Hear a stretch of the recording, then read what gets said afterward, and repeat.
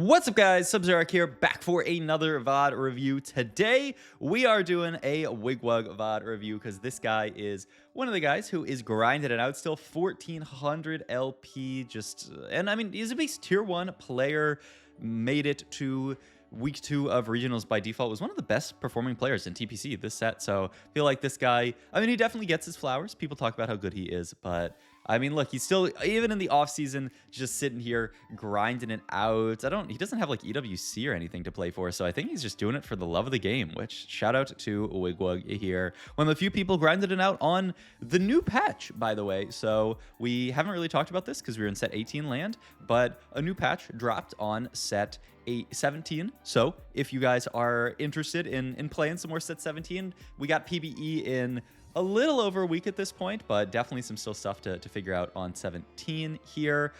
We start here with a Lulu. It is Mountain Lulu, and so Wigwugg is very interested in playing towards the mountain. Sees the no scout, no pivot. I'm a bit surprised, honestly, that he's this excited about no scout, no pivot, because we don't actually have the third Stargazer yet.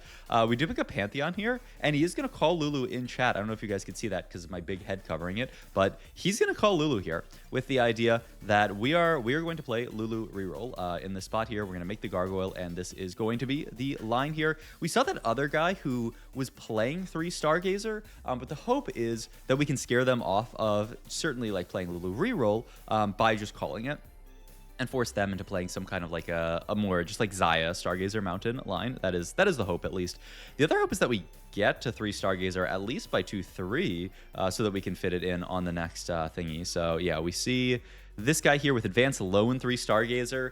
The upside to their spot, they don't have no scout, no pivot, but they have more gold than us. So these spots are always scary to me because sure, no scout, no pivot means you must play this line, but that player could contest us if they really want to be quite silly, and sometimes players do. So hopefully we will be uncontested in this line, because we will potentially get to play one of the units that did get changed on this patch here.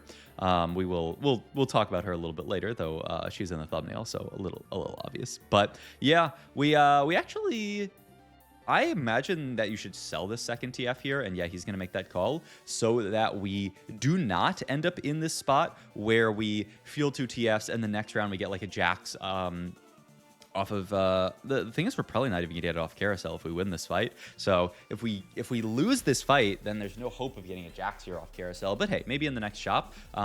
We would like to get the mountain in as soon as possible here, and it's taking a sec here. Cosmic Hex can be really nice with everything that we got going on here, but yeah, only getting 3 costs here because we are first pick, which means that no Jax for us, and we are going to be still in the spot here where we have no mountain, which is a little sketch. We do pick up the Talon here, who is going to get fielded, so that is going to be our game plan. The only problem with Talon is he goes in the slot on the board that Jax would normally go in on, which is a little weird. We are just going to Cosmic Hex right in the middle here. I like the middle a lot, especially in these more like backline focused lines. You can just solo frontline, put him in the middle. And the only thing you have to do is make sure you don't get wrapped. But it's pretty easy not to get wrapped with setups like this. Also, for anyone, if you're like a Giga fan and you're watching this video right after it came out and you're like, hey, this video came out a little bit later, my bad. I recorded an entire video and then realized that my mic was unmuted, but for some reason OBS wasn't picking it up. So right now if you see me look, every single time I look over here, I'm like sanity checking, making sure the little mic meter is moving on OBS, because yeah, I just recorded an entire video that the mic did not get picked up on. So it's all good. It's fine.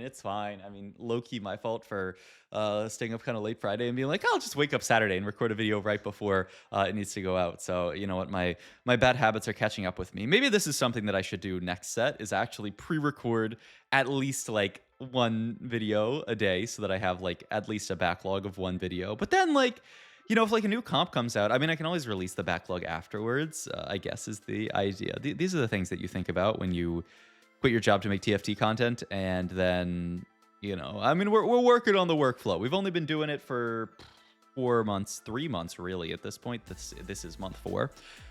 We get a gold orb here. Doesn't really have much good stuff in it. We pop the Anvil here, pick up the rod for JG. Sadly, we do not get the belt for Nash here, so we're just going to make JG plus bow here. The idea being this bow obviously can be double Nashers. There's a lot of stuff that this bow can be.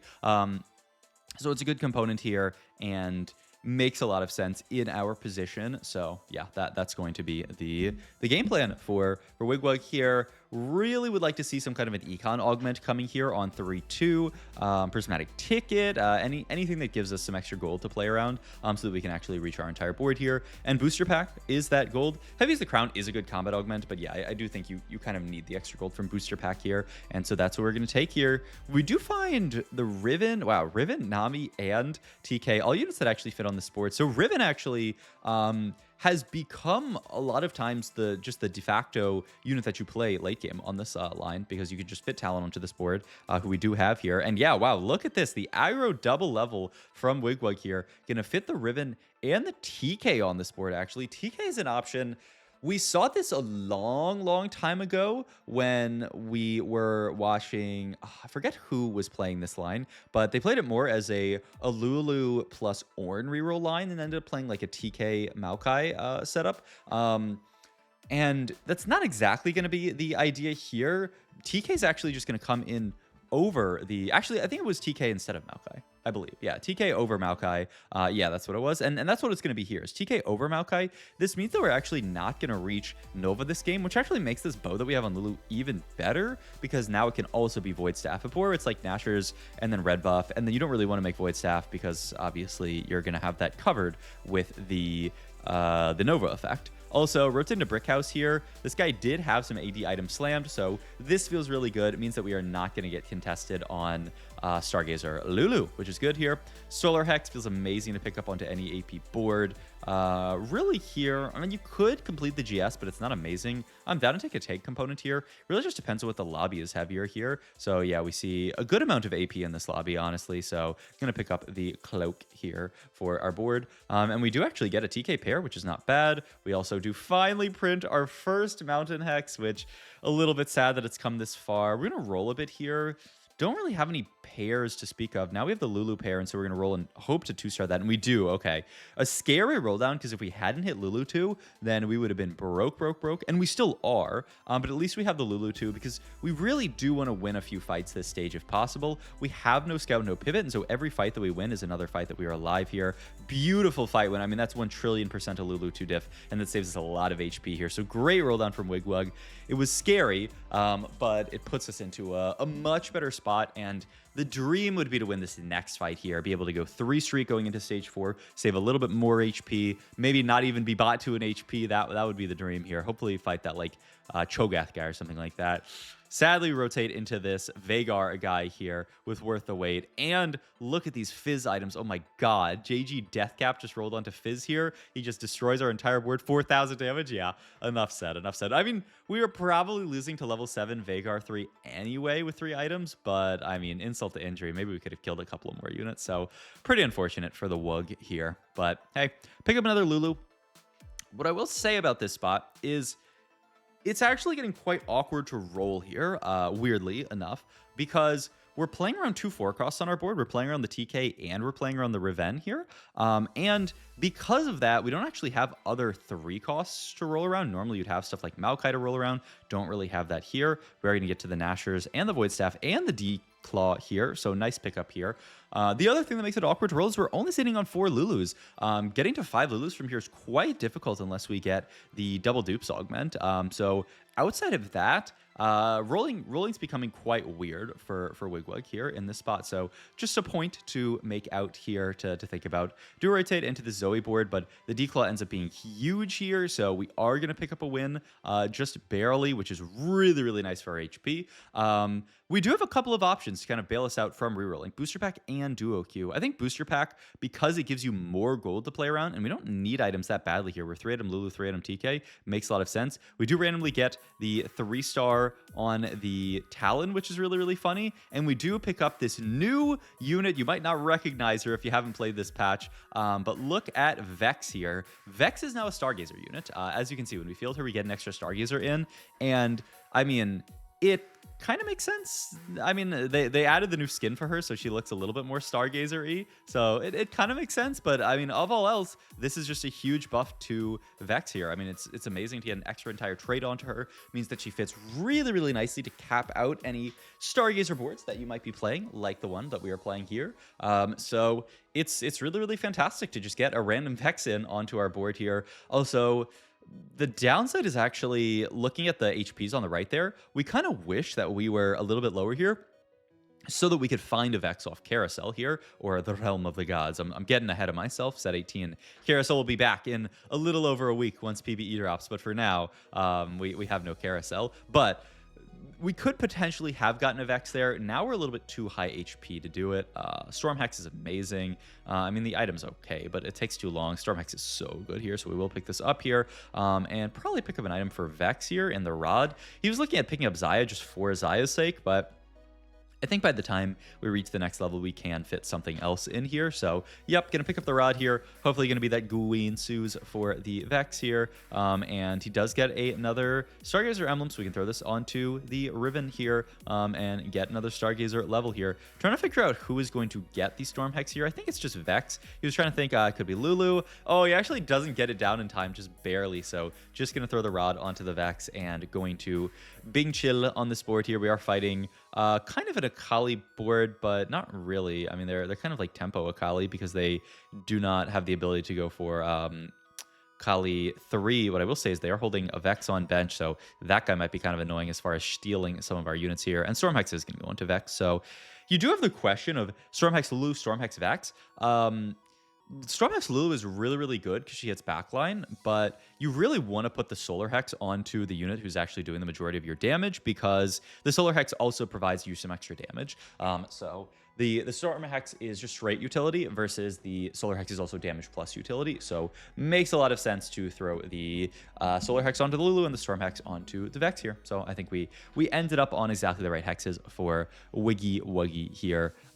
This honestly looks amazing. Wow, Guard Breaker plus Gwynsu. Yeah, this is perfect here. We can just move the Void Staff down to the Vex and throw a triple item onto the Lulu. Looks great. Okay, Spot's looking pretty good. And the Big Spit from TK actually is getting us close to enough gold to level up. We're definitely gonna have to wait 2 rounds to, you know, have the potential to get there. But in 2 rounds, we can probably level. The only thing is, we're in this funny spot here where normally what you would do in this position is you would level for another Stargazer to get 8 Stargazer in because it's a big spike. And then we're going to get our Stargazer print a round or 2 after that. So you would say, okay, level for Stargazer, and then once we get the emblem, then we'll just cut a Stargazer unit like TF. We can't do that here because we have no scout, no pivot, remember? So we're in a funny spot where we actually have to decide, do we want to play 8 Stargazer and then be stuck going to 9 Stargazer, which doesn't really do anything? Or do we want to just look for something else to play here? Because, yeah, we have 2 combats remaining on this, but we're going to level 1 round from now. So we have this weird situation where we actually might have to just not field 8 Stargazer per round, level play a non-Stargazer, and then get our 8 Stargazer the round after that. Makes a lot of sense, but it is it's kind of funny here. Rotate into another player playing around Kindred. Man, Nova has really, I feel like, come into its own after the last few buffs. The patch is so balanced now. I feel like you legit see everything being played, which is, I mean, it's so cool to see. Obviously, you know, it's late into the set, but I'm happy they got there. Gonna roll down here, try to find something better to play here. Does opt to just field double Vex here, but does see the Shen in shop as well, which is going to be what we field here. Shen, the other unit, who's kind of looks like he's doing a cosplay here. He definitely, this is definitely a separate skin entirely from the one he had before, right? But yeah, now we can field Shen on this board, who is a time breaker. So time breaker is just a bunch of free extra econ for us here. It's not any more combat power, but he's still what he would be Shenning on this board here, which is Bastion for the entire board. It's Bulwark for the entire board, so it makes a lot of sense. He's also just a good unit to play around. Sadly, we had to sell our Vex to play this Shen that round, but Wigwugg really wanted to keep streak. We do actually get TK to spit out a Vex here, right? So we're actually getting closer there, and we are just going to get a Shojin and move the Guard Breaker down to the Vex here. She has no spell crit, which it feels a little bit bad putting that there. But the Shojin's just going to be a lot better onto this Lulu here. Get her casting, especially with Mountain, right? You never feel bad about a bunch of casts on this Lulu just getting that pseudo tiny little bit of CC here. And we rotate actually into another Vex player who we do end up killing off here, which is amazing because this means more Vexes for us. A bunch of Vexes back into the pool here could make a Vex 2 appear here. There's Brickhouse, by the way, the person who was contesting us, got to a really, really high cap Xayah board, managed to get to Xayah items, managed to get to Jhin, really just looking for like Jhin 2 to really cap the board out there. And we are going to rotate into them here. So the Nunu 2 in this spot. Problem is the Nunu's positioned really, really nicely to throw a lot of balls at our back line here, and that is what he is going to do. He also has a Declaw here, and we have a Declaw versus them, except they're more of an AD board by far. So it's actually pretty bad items-wise here. They have the Declaw into our Super AP board, and we have Declaw into their Super AD board here. So definitely wouldn't feel bad about, you know, if we're going to fight them a lot later, replacing this Declaw for something else onto TK here. But hey, we pick up the Vex 2, which is really good. Could even maybe like hold on to this Morgana here as a potential last in on this board. But we will see here. 56 2 level, so not too far away. We're going to pick up probably Protectors of Vow here for Shen in this spot here, just to get him casting. Never feels bad. Util units like Shen, just boom, get him casting. I think he was also considering playing for some like Riven items there. Could go like IE or something to like truly itemize Riven, but it's hard to feel bad about putting items on Shen. This is a Veigar 4 that we're rotating into, by the way. We at least have the Declaw here, so we'll see if we can squeak out the win. We're doing a lot of good work here. One more Lulu cast, and we do. Wow, Lulu 2 beats Veigar 4, especially with the extra damage from Vex. Kind of crazy, but we made it there. And okay, we do pick up another Shen here. We're going to level here, actually, for the Milio. Okay, 4 Timebreaker here. It just buffs up our Timebreaker units, but it is a ton of attack speed for them. So it's a lot of attack speed for Shen, a lot of attack speed for the Riven here. And yeah, just saying, we want to be as strong as possible because we're 27 HP. We can't really afford to just like chill for a few fights here because the game might be over in a few fights.